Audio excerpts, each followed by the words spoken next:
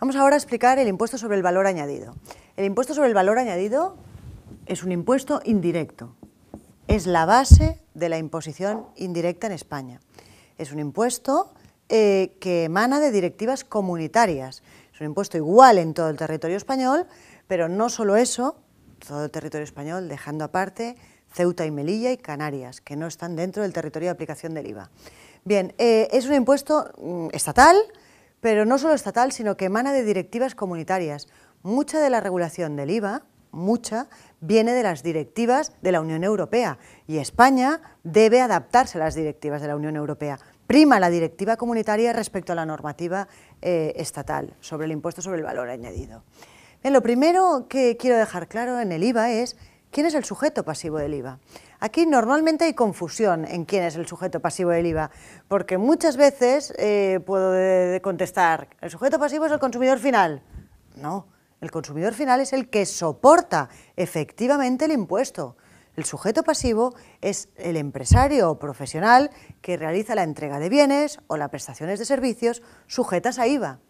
Y a mí me gusta explicar el tema del sujeto pasivo con algo que todos vemos muy claro y que nos puede afectar a más de uno en nuestra vida particular. Supongamos que tú eres propietario de tu vivienda en la que vives y tú eres propietario junto con el resto de 6 vecinos que estáis en la escalera y todos comprasteis vuestro piso con vuestro parking, todos tenéis piso y parking el día que lo comprasteis. Bien, y tú quizás no tienes vehículo, pero cuando compraste piso había piso y parking. Y tu vecino del segunda tiene 2 coches. Pues ¿qué va a hacer el vecino? Decirte si le quieres alquilar la plaza de parking. Y tú le dirás, pues te la alquilo. Oh, pues vamos a ver si eso tiene o no tiene IVA. Analicemos la regulación del IVA en cuanto a los arrendamientos de bienes inmuebles. Bien, la regulación del IVA dice, no de esta forma, pero dice que los arrendamientos de bienes inmuebles están sujetos a IVA. No es que diga que están sujetos, sino que en el artículo 20, que habla de las exenciones, me dice que queda exento de IVA. ¿Qué es lo que no tiene IVA? Exento de IVA. Dice, pues queda exento de IVA el arrendamiento de viviendas. Pero si no es una vivienda, queda sujeto a IVA. Tú le estás alquilando a tu vecino una plaza de parking. ¿Es una vivienda? No. Pues si no es una vivienda, no está exento, está sujeto a IVA. Cuando yo alquilo una plaza de parking, y solo la plaza de parking sola, porque si alquilara vivienda y parking se entiende arrendamiento de vivienda y hemos dicho que queda exento. Yo lo único que le arriendo a mi vecino del segunda es mi plaza de parking. ¿Está sujeto a IVA? Evidentemente, no es vivienda, estoy realizando una operación sujeta a IVA, me acabo de convertir en sujeto pasivo de IVA. O sea, ¿qué es un sujeto pasivo de IVA? Todo aquel que realiza operaciones sujetas a IVA. ¿Sí? Acabo de realizar una operación sujeta a IVA. Ah, no, pero es que yo no soy empresario, yo tengo un sueldo y un trabajo. No tiene nada que ver. Tú tienes un sueldo y un trabajo, pero estás realizando una operación sujeta a IVA, que es el arrendamiento de una plaza de aparcamiento. A partir de ahí tienes obligación de hacer declaraciones de IVA, normalmente de forma trimestral. Bien, ha quedado claro quién es sujeto pasivo, el que realice operaciones sujetas y no exentas de IVA. Yo realizo operaciones sujetas, debo presentar declaración de IVA. Bien, si debo presentar declaración de IVA, ¿cada cuánto debo presentar declaración de IVA? Pues en general las pequeñas empresas y los pequeños empresarios, en el IVA no es importante la personalidad. Acabamos de ver que yo soy una persona física que tengo un sueldo y me acabo de convertir en sujeto pasivo. En el IVA no es importante la personalidad del que realiza la operación, sino qué operación realiza. Si está sujeta, es sujeto pasivo. Bien, si soy sujeto pasivo, ¿cada cuánto he de presentar declaración de IVA? Pues depende. Si soy una pequeña empresa, facturo en general menos de 6 millones de euros, voy a tener que presentar declaración trimestral. En el primer trimestre declararé mis operaciones de IVA de enero, febrero y marzo y la presentaré el 20 de abril. El segundo trimestre declararé mis operaciones abril, mayo, junio y la presentaré el 20 de julio. El tercer trimestre, septiembre, octubre, febrero, marzo, julio, agosto, septiembre y la presentaré el 20 de octubre. Y aquí las de octubre, noviembre y diciembre y me dan 10 días más y presentaré la declaración el 30 de enero. Esto si soy pequeña empresa, pero si soy gran empresa o quiero estar en el sistema de devolución mensual, tendré que presentar declaración cada mes.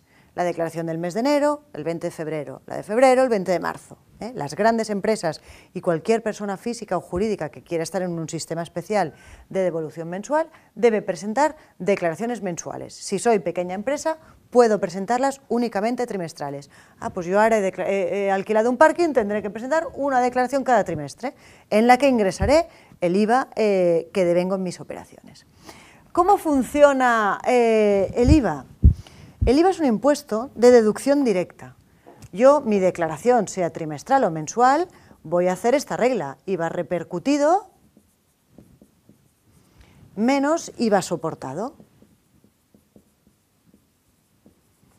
¿Qué es el IVA repercutido? El IVA repercutido es el que yo repercuto a mis clientes en mis facturas.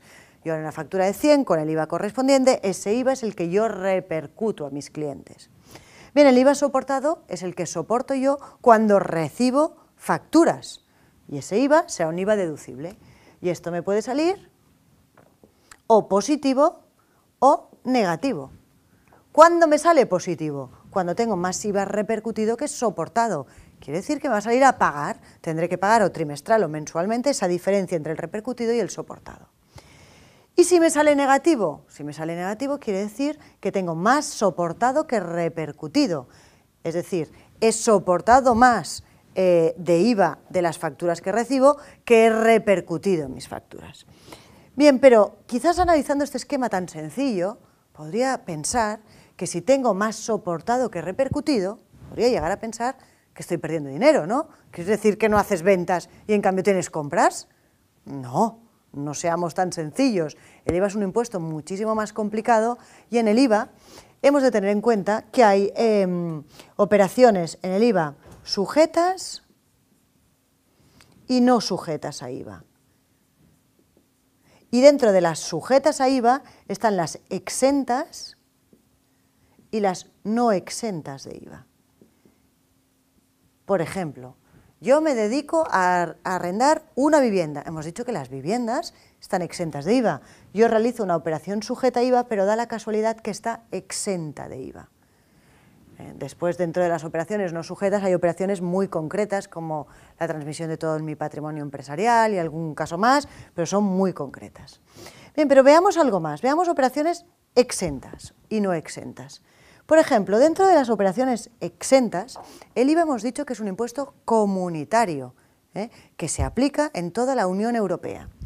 Y analicemos un poco más esto. Se aplica en toda la Unión Europea. Nosotros sabemos que cuando una empresa vende fuera de España, lo normal es que decíamos, vendo fuera, ¿qué estoy haciendo? Exportando.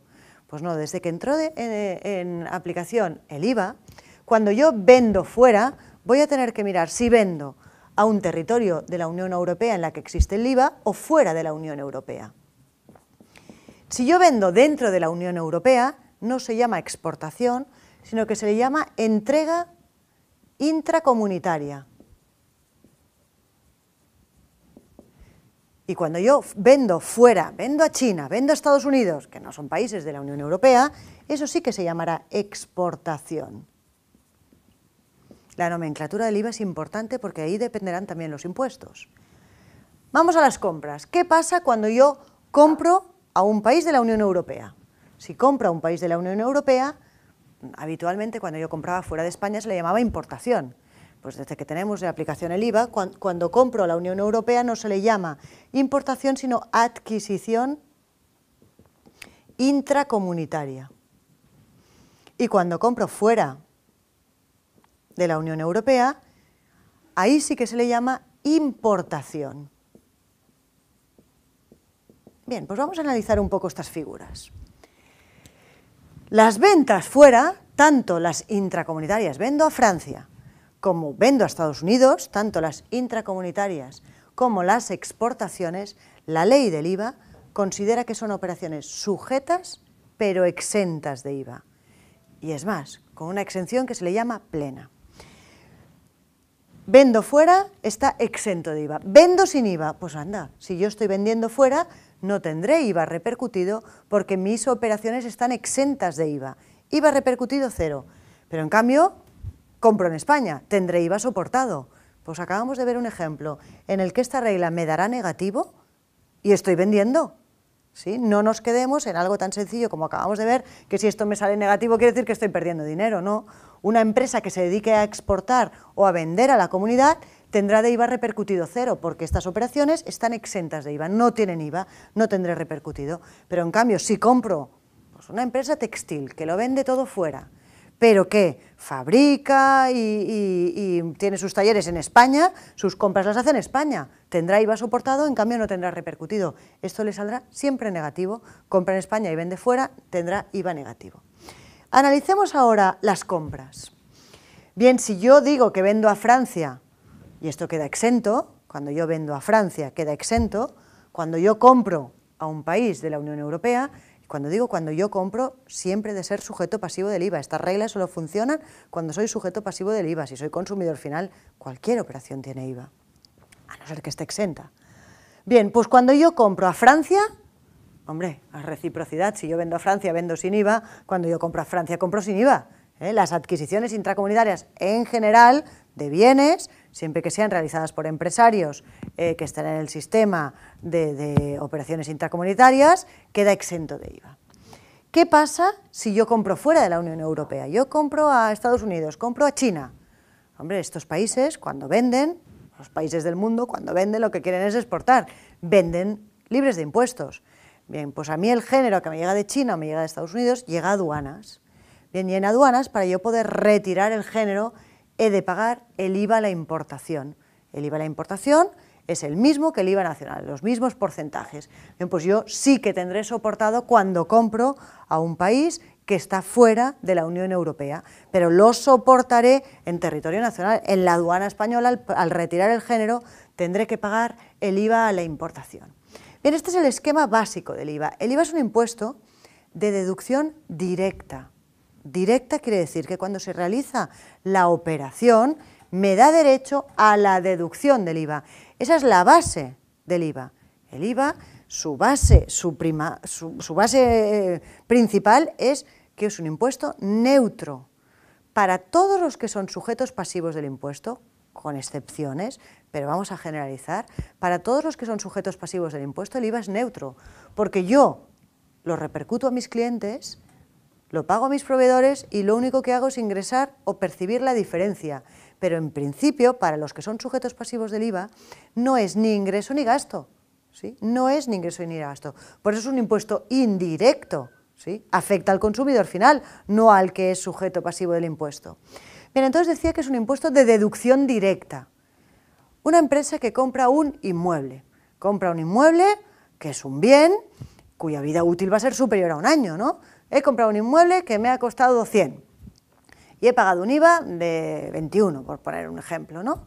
Bien, pues esos 100 que me ha costado el inmueble, yo los pondré como gasto en el impuesto sobre sociedades, pero como gasto poco a poco, vía amortización, ¿sí? Porque todos aquellos bienes cuya vida útil es superior a un año, el impuesto sobre sociedades dice que deberán amortizarse en función de su vida útil. Pues esos 100 los iré poniendo poquito a poquito en el impuesto sobre sociedades vía amortización. Pero llega el IVA. El IVA, esos 21 que he pagado de IVA por la compra del inmueble, es un impuesto de deducción directa. Esos 21 son directamente deducibles. No es un impuesto amortizable, es un impuesto deducible.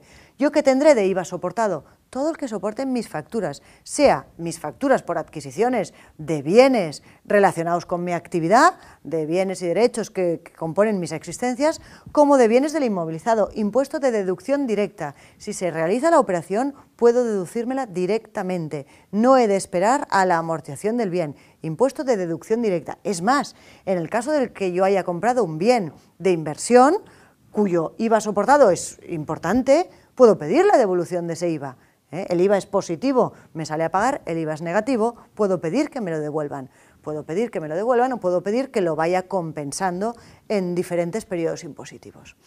Bien, pues con estas reglas básicas del IVA quería dejar claro quién es el sujeto pasivo del impuesto, todo aquel que realiza operaciones sujetas al impuesto, y dentro de las sujetas pueden estar exentas o no exentas. Miremos las exportaciones, entregas intracomunitarias. El que realiza exportaciones realiza una operación exenta, no lleva IVA, pero sí que es sujeto pasivo del impuesto porque es una operación sujeta al impuesto. Bien, pues analicemos quién es el sujeto pasivo, todo aquel que realiza operaciones sujetas, y me da igual si soy persona física o jurídica, si las realizo soy sujeto pasivo. Otra cosa es quién lo soporta de verdad, que es el consumidor final. Y además deberé estar al día en cuáles son los tipos impositivos del IVA, porque en función de los tipos impositivos que pueden modificarse a través de normas estatales, puedo tener que soportar un mayor o menor presión fiscal a través del IVA. Pero los que son consumidores finales la soportan siempre. Los que son empresarios o profesionales, la base del IVA, con muchas excepciones, es la neutralidad del impuesto.